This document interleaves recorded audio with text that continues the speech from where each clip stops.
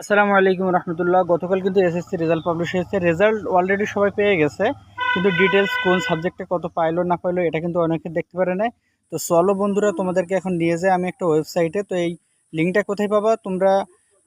এই যে ভিডিওটা দেখতেছো তার ঠিক প্রথম যে কমেন্ট থাকবে সেই কমেন্টে কিন্তু কুমিল্লা বোর্ড বা প্রথম যে লিঙ্কটা পাবা সেটা হলো কুমিল্লা বোর্ড ছাড়া। এই লিঙ্কটা এভাবে কপি করবা, কপি করে এখান থেকে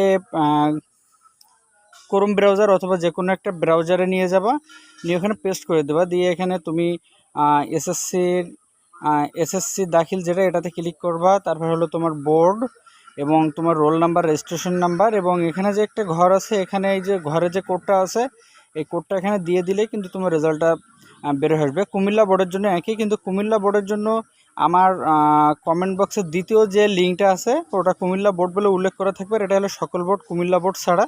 এটা উল্লেখ করে দেবো। সেম সিস্টেম এভাবে দেবা, তাহলে কিন্তু তোমরা এসএসসি রেজাল্ট পুরো নাম্বার শিট সহ পেয়ে যাবে। সবাই ভালো থাকবা, সুস্থ থাকবা। সবাইকে জানাই জুম্মা মুবারক।